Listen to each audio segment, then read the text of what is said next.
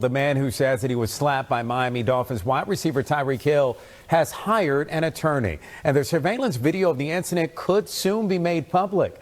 NBC6's Heather Walker's live from Northeast Miami-Dade with the latest on the case. Heather.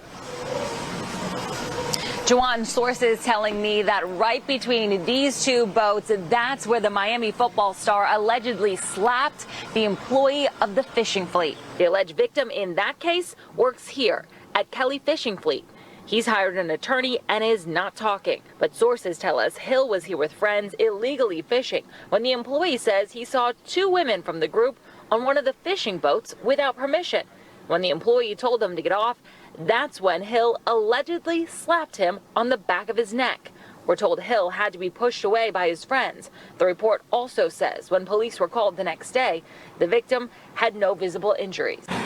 And that is the latest from police. Now, we did reach out to Hill for a comment. He did not get back to us. So for now, we're going to have to wait and see if any charges are pressed and if that video is released. So here's the latest update on the Tyreek Hill assault incident that happened while he was looking to go fishing.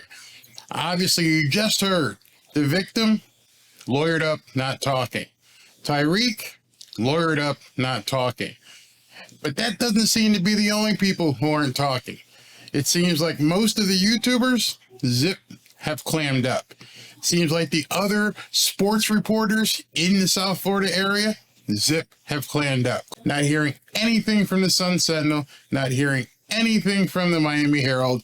It's like it never happened, like they just want it to go away, which in fact is probably what a lot of people want. You know, a lot of people comment on my videos or comment to me on Twitter is, can you just let it go? No, this is why I'm talking about it, because nobody else is. Do I want anything bad to happen to Tyreek Hill and the Dolphins? No, not whatsoever. But news is news, and it just can't put your head in the sand and just ignore it and hope that it goes away. It's still there. It's not going anywhere right now. Obviously, the only people covering it are the actual news sites here in South Florida. So I just found that report. And what they're actually talking about is it hasn't stopped. There are still being investigations being done. We're a long ways away from talking about anything like discipline, fines, or even suspensions. Nobody's talking about that, but you can't ignore the fact that it is still under investigation. Why people don't want to hear that, I have no idea. It's a huge story. You got camp opening up in less than a couple weeks, and Tyreek Hill is under investigation, ongoing, for an assault that happened on a fishing trip expedition. Doesn't make any sense. Now, understand, Mike Florio, who, like many of us, had a career before he started doing videos, Mike Florio is a lawyer. And Mike Florio did a quick video, and he was talking about the problems with this case. And he also mentioned the problems with the South Florida reporters who just don't seem to have any real reason as to why they're not covering this story. So I'm going to play something that Mike Florio said, and I want you guys, just follow along with this. Let me start with this Tyreek Hill situation. Now, the reporting has kind of been all over the place. I kind of wonder how good some of the sources are that some of the reporters in South Florida are using. It started. I don't even know where they're getting this stuff from. Now, maybe that's why they stopped reporting on it completely, because they don't want to tell the truth. Some of the reporters that you guys have come to believe and trust, it's almost as if they got some word from the team to stop reporting about it, because the local news is still talking about it. Go on Twitter, go on their Facebook pages, go on the reporters' websites, and nobody's talking about it. And so, yeah, there's been a lot of disinformation about this, and it's only coming out from the local news stations. As in the aftermath of an incident where Tyreek Hill allegedly hit a worker at a marina, it started as the worker doesn't want to press charges. Well, the police report says the worker does want to press charges. And then somebody had put out there, I won't mention the guy's name, I look to embarrass him, anybody, but he's like, it's over, it's done, the investigation's over, carry on about your business, which was completely false. And the Miami-Dade Police had to come out and correct them. But none of the South Florida sports reporters went onto Twitter and said anything about it not being over. They just completely ignored it. There was a report yesterday from South Florida that the investigation is concluded and there will be no charges pursued against Tyreek Hill. Well, then last night, NFL.com had a story with a quote from the Miami-Dade Police Department to NFL media, owned and operated by the NFL, that the investigation is ongoing. Now think about that. Your trusted South Florida sports sources didn't report it. The NFL had to report it. The NFL contacted Miami-Dade Police to find out, hey, what's the real scoop? I read you guys the police report in a video a couple of days ago. It's an actual police report. Unless you're saying that the people fabricated what they said to the police, which is possible, but that would be really stupid. But the police report was filed. I read it to you. The NFL got a copy of it, which I'm sure they also have a copy of the video as well. And the NFL's interest in this is significant and potentially ominous for Tyreek Hill because the league has the power under the personal conduct policy to investigate and potentially discipline, with the enhancement, as we discussed earlier in the week, of additional punishment arising from the guilty plea back in 2015 to choking and punching his then pregnant girlfriend. So now understand, people are comparing this to Devonte Adams and what he went through. He doesn't have the enhanced criteria. There's no history of abuse and violence in Devonte Adams' case. It seems like a lot of Dolphins fans just want to ignore that. So a lot of people have been talking about the Devonte Adams parallel with this Tyreek Hill thing. And there's really no parallel. Every crime, and it was a crime, every crime has its own merits, its own evidentiary procedure, and it's in a different state. I can't speak to the laws of Las Vegas. I don't know what the laws in Nevada are. Tyreek's incident happened here in South Florida. So the whataboutism is pretty stupid. When people say, hey, Barry, what about Devonte Adams? What about him? Doesn't really matter. It has nothing to do with the Tyreek Hill incident.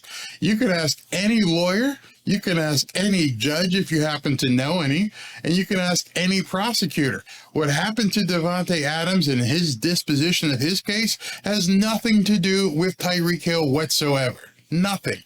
You don't know what the evidentiary presentations were in regards to Devonte Adams. You don't know if he had any, extenuating circumstances in his background. You don't know.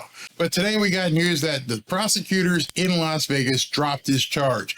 Assault charge against Raiders wide receiver Devonte Adams were dropped. An assault charge against Las Vegas Raiders wide receiver Devonte Adams for shoving a credentialed media worker in Kansas City after an October game has been dropped. A spokesman for the Kansas City Municipal Court told the Kansas City Star on Friday that a prosecutor had dismissed the misdemeanor charge on June 5th and that the case was closed. Further in this article, down here, Adam had shoved a man identified by police as Ryan Zebley. Zebley was working for ESPN's Monday Night Football as a freelance photographer, and the incident occurred after the Raiders' 30-29 loss to the Chiefs. Why is that important? I'm going to tell you why this is important. This guy wasn't a civilian. He was working for ESPN. He was working for ESPN's television crew. He was a part of the NFL production. I'm sure a lot of people talked to this guy and said, this doesn't look cool. Let's see if we can somehow get this thing dropped. This boat captain or boat mate down in South Florida doesn't work for ESPN, doesn't work for the team, doesn't work as a part of the ESPN's broadcast. Completely separate evidence. You just saw that right now. So understand here, this guy actually had some injuries. Records say that Zebley suffered whiplash, a headache, and a possible minor concussion. He is suing Adams civilly, wants that cash, the Raiders and the Chiefs, among others, over the incident, and that the civil case remains pending. However, this is something I want to bring your attention to. This is absolutely what is in my mind, important that needs to happen. Adams had apologized after the game, saying the shove was just frustration mixed with Zebley, the victim, literally just running in front of me. Has Tyreek apologized? I'm just asking. Has Tyreek said to this guy that we know of, because we know publicly what Devonte Adams did? It's in the news. He apologized to the guy right after the game, right after it happened. Oh shit, I messed up. Dude, I'm sorry. I'm still going to sue you, but I thank you for apologizing. We're days later, actually almost a week later from the incident with Tyreek Hill. Has anybody anywhere heard that Tyreek Hill has apologized? Devonte Adams apologized that night, right after the game. See what I'm saying? You can't compare things without having all the information in front of you. Completely different set of circumstances. So please don't comment about the whataboutism about Devonte Adams not being charged, or rather he did get charged, and the charge going away. It's Nevada. It's in the city of Las Vegas. He apologized after the game, after the incident. He's still being sued. It's completely different. We have no idea what's going to happen here in South Florida. We have no idea. And for the most part, what the problem is with this is that for some reason, the South Florida sports reporters don't want to talk about it. Someone, I think, in my mind, and this is conspiratorial, but I think somebody has told them to shut up. These guys are so vocal about everything else. There must be 25 Dalvin Cook articles published every single week about Dalvin Cook. There's 25 articles about jiu-jitsu and Tua, and none of them have really talked about this Tyreek incident. If you don't find that peculiar, I can't help you. These guys are verbose. They talk. That's what their jobs are. Their jobs are to make articles and little videos and tweets. That's their job. One of the biggest sports reporters in South Florida, who's in the Dolphins press room, has not tweeted one time, not once, about Tyreek's incident. He did retweet somebody else's tweet, but he hasn't tweeted or written about Tyreek's incident not once. You find that coincidental? I don't. I think there's been an edict put out there for everybody to shut up. And luckily, I don't have to succumb or be a part of that kind of edict. I think it's important that we all know what the hell is going on. So anyways, let's continue. Tyreek pled guilty to choking a pregnant woman. Just think about that. There is under no circumstance that anybody can defend a man choking a pregnant woman.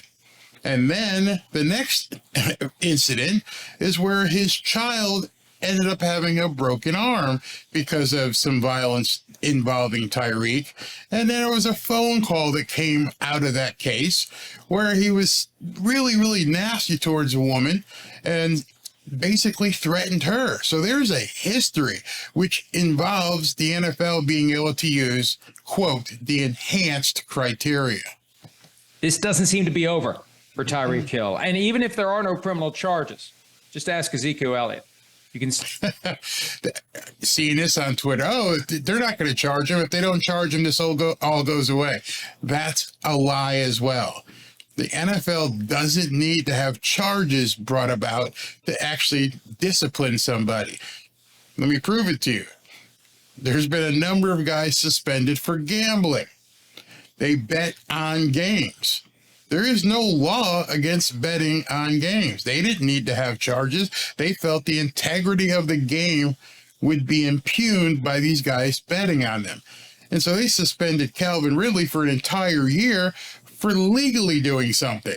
Still get suspended 6 games by the NFL without a criminal charge, without even a civil lawsuit. If the league is motivated to investigate, and if the alleged victim is motivated to cooperate, could have a problem.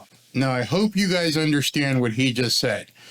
If the victim is willing to cooperate, that is going to spell bigger problems. So right now, the victim has said in the Tyreek case that he is going to cooperate, and he is going to cooperate with both the state attorney's office as well as the NFL. Where it's going to go, I have no idea. Could they drop the charges? I don't know, maybe if the check's big enough. I'm not sure what'll happen. But yes, the NFL is obviously involved. The victim is going to participate and cooperate with the NFL. He is going to cooperate and participate with his state's attorney's office. So this doesn't bode well for Tyreek and the Dolphins. However, there is some good news. And then you throw on top of it that there is indeed surveillance footage. I mentioned yesterday, there has to be. It's everywhere nowadays. Surveillance cameras did capture footage of the incident. We haven't seen them yet. The NFL doesn't get them. I guarantee you, TMZ will. Now, that's going to be the problem. Forget the victim cooperating and what he may say to, the NFL or to the state's attorney's office. This video could be problematic. This video, when it gets released, however it's obtained, could be the spark that causes this thing to be a big problem. Perhaps the Dolphins may want to get ahead of this. Perhaps the Dolphins should sit down with Tyreek and say, hey, listen, Tyreek, come clean. Tell us what's on this video. Tell us what we're all about to see. Tell us what the NFL is going to see. Tell us what TMZ in the world is going to see. How bad is this video? What the hell did you do?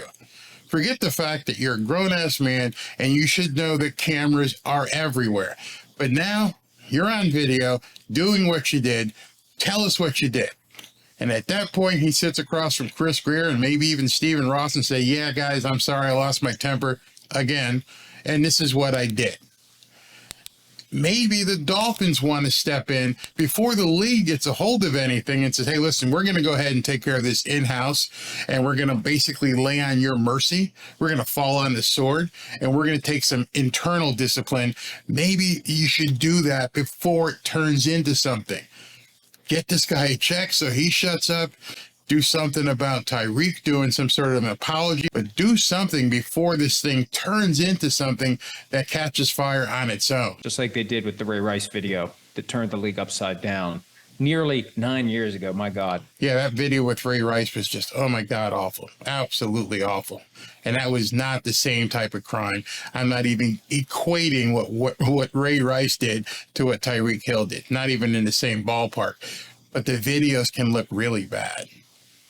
Time flies. So we will be keeping a close eye on what happens with this, in part because Tyreek Hill, fairly important fixture of the Miami offense. Duh. Might be the most important part of the Miami offense. Maybe more important than even Tua is Tyreek Hill. That's how big this is. And I don't think people are understanding. But Mike Florio, being a lawyer, is going to give you some good news about the personal conduct policy of the NFL right now. He does have that history. And remember, in 2019, there was an incident, there was a situation, there was something that went down that ultimately didn't result in any discipline or any charges for Tyreek Hill. But he's been kind of notorious on the fringes of notoriety. He came in under a cloud of negativity. It's one of the reasons he slid all the way to round 5, got kicked out of Oklahoma State, and now an issue that will cause some concern in the short term. But one thing we know about the personal conduct policy and NFL players, it does take a while for it to get going. So probably nothing that would culminate in a suspension this year, but it's something for Dolphins fans and for Tyreek Hill to be keeping a close eye on. So it's doubtful, even with the violation of the PCP, if that's found to be a violation of the PCP, that anything is going to happen this year because of how long it takes them to investigate. However, like Florio said, and what you have to remember, there's an enhanced criteria because of his violent history. It may not take as long as a normal PCP investigation would take. They may, in addition to having it enhanced, may expedite it. Who knows? So right now, I am not saying Tyreek is going to be suspended. I'm not even saying he's going to be convicted. And God knows, The people who are commenting on my videos say I sound like I want Tyreek to be suspended or something to happen to him. No, I don't. All I'm doing is bringing you information so that you know what's happening. Nobody else on Twitter is bringing it to you. I challenge you, go look. They've swept it under the rug already. You're not finding out the real information. So the likelihood of him being suspended this year, like Florio just said, nah, not really likely, if it ever gets to that point. So I'm going to continue to follow this story. I'm going to continue to update you. I'm going to continue to talk about it until it's resolved. It's up to you whether you want to take the information or not and what you want to do with it. In any event, we got camp coming in less than a month. Fins up, and I'll be back at you with more information on the Tyreek Hill alleged assault. Talk to you soon. Is anybody catching on to this Barry guy?